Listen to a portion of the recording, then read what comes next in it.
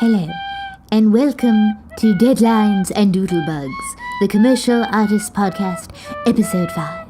New name, same podcast, with your host, Elena Morton.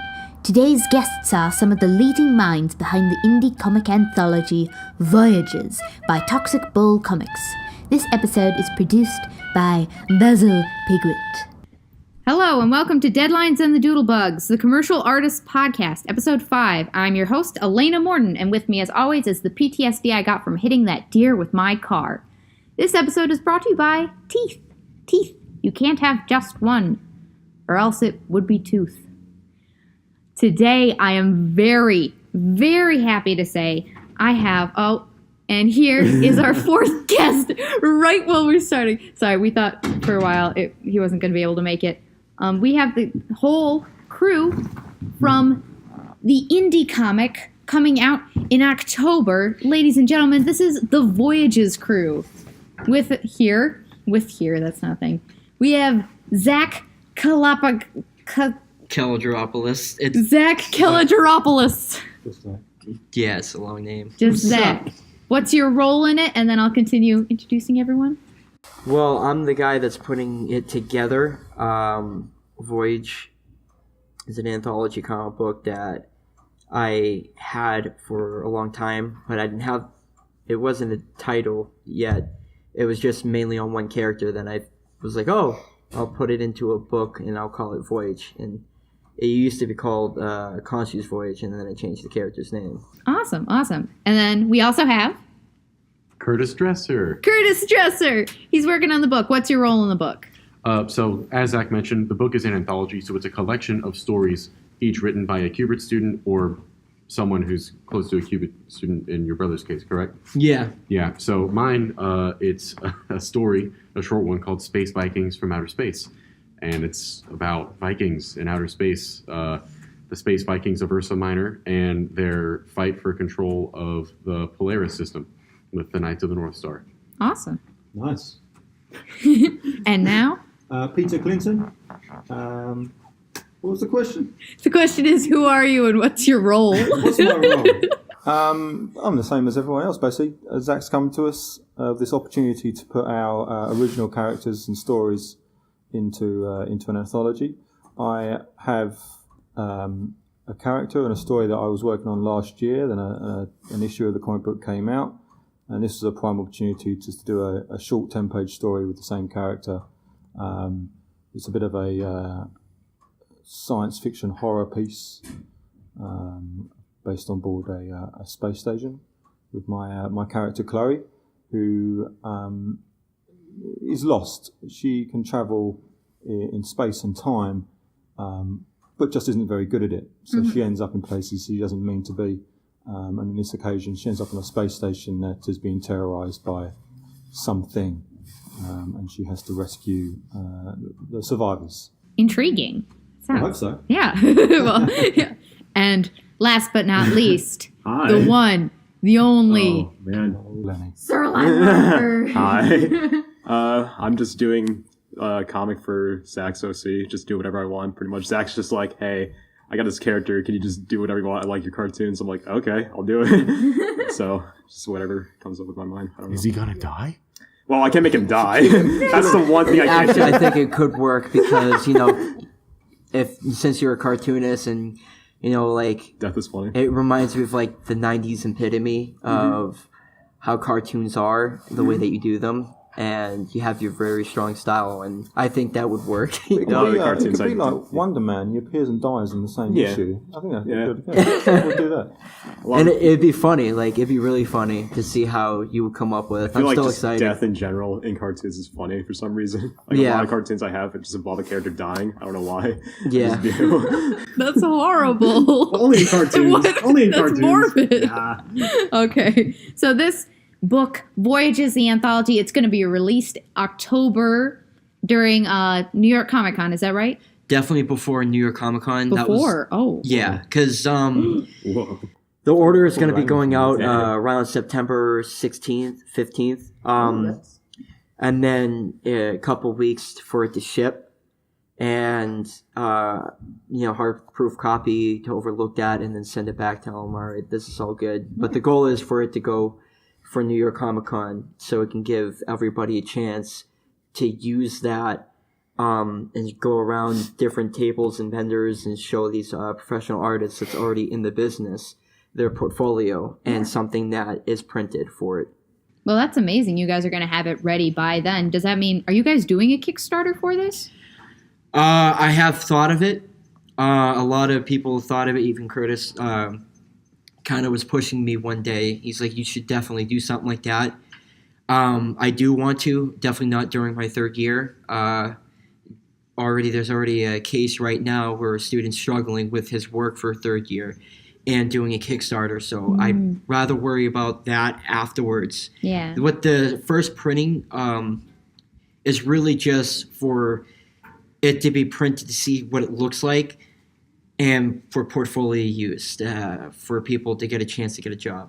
Hopefully. That's the goal. Well, that's amazing that you guys can include this huge project in your portfolio. That'll definitely look good, like, within it. I hope so. Well, here, let's quickly go around again. And just because I know a few of you have to duck out a little early, and I want to get to know you guys. I want the audience to get to know you all, 25 of them. So tell me a bit about your background. Let's start with Curtis, the artist background. How did you figure out about the Kubert School? And yeah. Well, I feel like most people here, I'm a fan of reading comic books, and the Kubert School likes to advertise in the back of DC Comics especially. So I had seen it there, and my dad even mentioned it because he knew what I like to do. So I waited until the application fee was waived in December and submitted. And by the end of, May, I had my interview and gotten accepted. And so I drove up here from South Carolina, and the rest is current events. Oh, okay. He's gone a So little it's a further than I long story. So I'm from London, England. Cheerio. Indeed. Sorry, I'm so I'm a sorry. little older than the rest. I spent 10 years working in a financial industry. My ambition was, once I finished school, or what do you call it, high school here, that I would just work on comics and I'd break in and I'd be fine and I'll just get a part-time job on the side. That part-time job became a 10-year career, unfortunately. Oh, wow. And then one day I decided I didn't want to do that anymore. I wanted to draw comics. And I obviously knew the Kubert School, read comic books. I'd always wanted to come here but could never afford it. And by that point I had some money and I had a house, and I decided I'd sell that and pursue my dream of being a comic book artist. Sir Leonard, Why? Hi. what's your background? Well, I am one of the infamous people that went to school for animation. Right?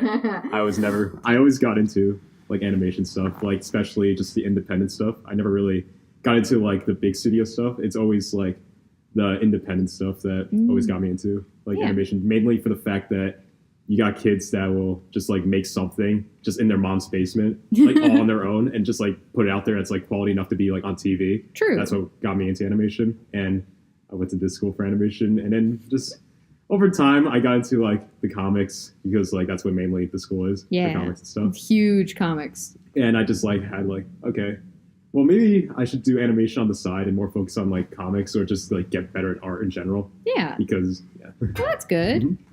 There's always time for learning. Yeah. Okay. Now back to the book.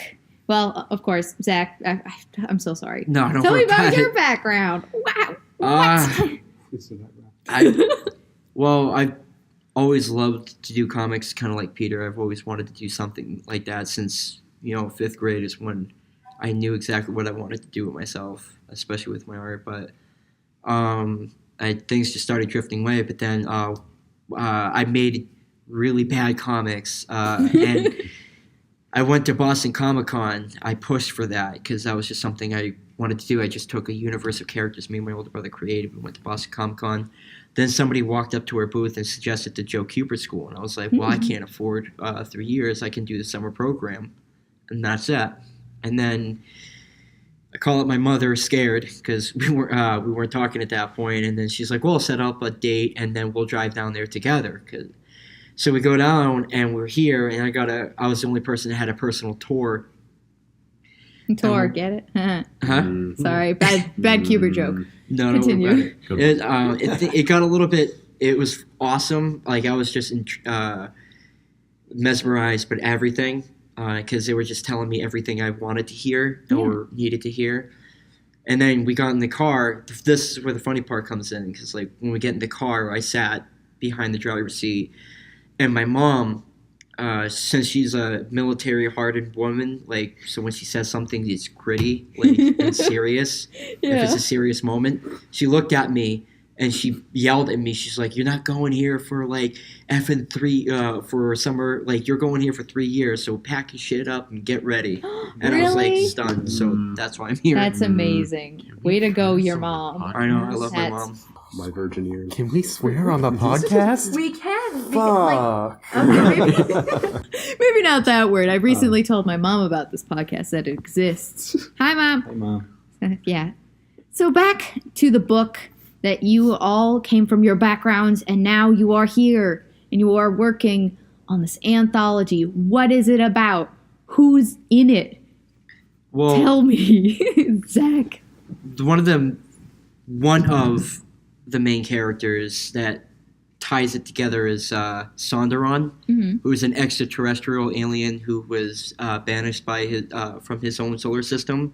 So he's kind of like a Indiana Jones type character that just goes around throughout the universe and just explores it and does his own thing. But he's got a lot of flaws. He screws up things because he has very good intentions, and that doesn't help him out a lot most of the time. And because he's an alien who flies around, he's in other people's stories, and that's how it's a loose tie-in to indicate that they're all together, but not at the same time. Yeah. And the other character is what? You're a space Viking? Oh, yeah, I guess we'll move on. His name is Bjorn, and he is a space Viking and also like a werebear, like a werewolf, but a bear, because they're cooler, I guess. So, yeah, he goes around and fights for, as I mentioned earlier, control of the solar system that they're in. I don't want to give too much away. Yeah. I want people to read it, but it's pretty cool. Wait, and they're in the same like universe, right? So do they ever interact, your two characters, or is it so we were told as long as Sonderon is in it and he's not like buried under stuff, it's okay. If I'm not mistaken, some stories he does interact a little bit, but in mine there's a lot going on. So he is prominently placed in a splash page, but that's as much as I was able to squeeze him in. He's a connecting figure. He connects the stories. Yeah, all the anthologies are kind of bound together with Sonderon as the glue, I guess. The wandering stranger. Yeah, because it was one of the things was that before I had like the idea, and I think it was like near the end of September or the beginning of October.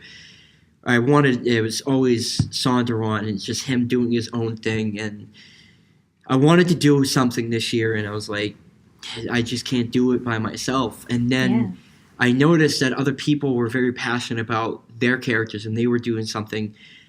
And I personally felt that they haven't figured out something yet. Mm-hmm. So, and then one night I was shooting random stuff with my roommate, and then it just... Wait, shooting random stuff? You know, we're just randomly talking about random things. we're randomly talking about things, and then it's just a random idea popped in. I'm like, I'll get everybody together, and we'll put it into the novel, and he's the one that connects them all. So everyone who's coming in and doing a short story in this, they came with their own OCs, which is original characters, for those who don't know what OCs are. OC, don't steal. Yeah. I wanted people to have something that they've already created for it, or they could create something new. But I wanted the guys that I asked for specifically to use something that they were passionate about that is technically their kid, you know? Yeah. So it's like one big play date. I hate that it's called play date. That's such a strange term to use. You know, it's probably more of a collaboration than a play date. Sure. Okay. Collaboration. That's a better word for it. So I know you guys, so you're all drawing your own stories in this or doing pinups and whatnot. Do you guys like collaborate on one story ever. So one person's inking, one person's penciling, coloring. Because I know one person who couldn't come today was Kyle, and I heard he was the colorist. Yeah, he's going to be the colorist to my page narratives, and but mainly in a nutshell, like the people that are doing the narratives, we're going to be doing it from like pencils, inks, colors. So bringing it the full way. Bringing it the full way, yeah. Yeah. Well, we're taught to do all of it, aren't we? So we are capable of doing it ourselves. It depends on person to person. Someone might want to get someone to do the inks or someone else to do the colours.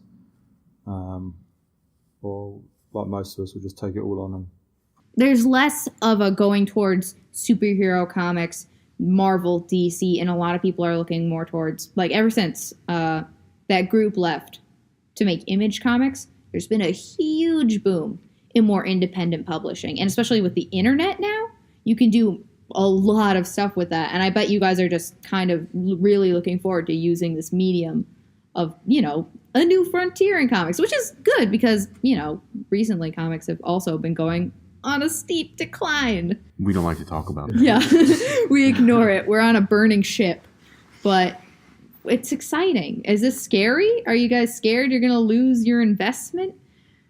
This is responsibility. And it's not an overwhelming monetary investment. It's just a big investment of time, but we get to keep everything we do. So even if this book ends up not performing like we'd hope, that won't happen, don't worry. Even if that does happen, all we've lost is just we'll be okay.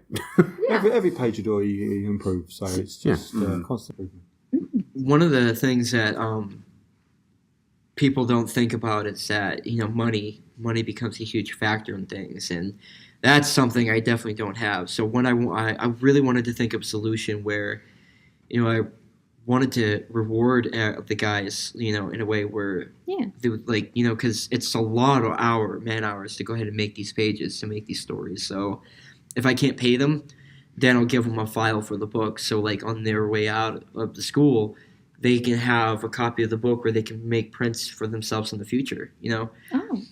I hope that these characters become popular, like, one way, shape, or form, you know, because, you know, getting to know the other guys' characters amongst myself, like my own character, which that one's a biased opinion, like, I love them all. I think they're really unique and very interesting, and there's a lot of opportunity for those stories, a lot of stories to be told for them.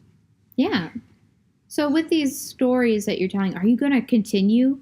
Is there going to be an issue 2 of Voyages with the same characters, or is it going to be a constantly developing, like, the more people who, like, come in, are more people going to go out? It's a good question. I don't think any of us have really thought that far. I thought very far Zach's into got it. it covered. He's already decided what He's looked into shipping it out to other. I've looked very far into that. He's I do 12 have an years answer ahead. for that. Like, I haven't held a pencil yet. it can go both ways. One way, whereas people, all the other guys are like, "Thank you for giving us this opportunity, but I'd like to take this character and do my own thing with it." That's one way. Yeah. There Because it's will all be under the Toxic Bull logo, right? It's Which is under the Toxic Bull brand Comics or logo. company. But that's one way, you know. A second one, it will be a volume 2, and if it goes really well, then what I really want to do, that's something that I personally would love to do, is to work with the same people again to make a volume 2. Yeah. And then, you know, make it better. I mean, if it can make it bigger, like, that'd be cool. But mainly, like, better to add another story for them. Yeah. There's a lot of opportunities for it. Yeah. Yeah, so if you want to buy an issue, which will be coming out in September. It will October, actually. What? It'll come my out. God. The order's going through in September. It'll be coming out in October, the first week. Okay, the order is going out in September. Keep an eye out for it in October. They're going to be at New York Comic Con at the Kubert School table, selling it, being exciting. So please check that out, and that's going to be in 2019 because 2018 went already past. It's a new year. Get with it. Where can these people find you on the Instagram and the network? Plug yourselves and the Toxic Bull website. Well, they'll find me at Zachary's Art for Instagram and Twitter. And Talkable Comics on Facebook. That's for me. Curtis? My Instagram is Curtis Tries to Comic, and there's underscores between each word. And I've got a Facebook, Art of Curtis Dresser. It's been a while since I looked at it. And I've got a website link to that as well. And you'll find me under Peter Clinton Art, and you'll find that on Instagram, Facebook, and Twitter. Very simple. Twitter.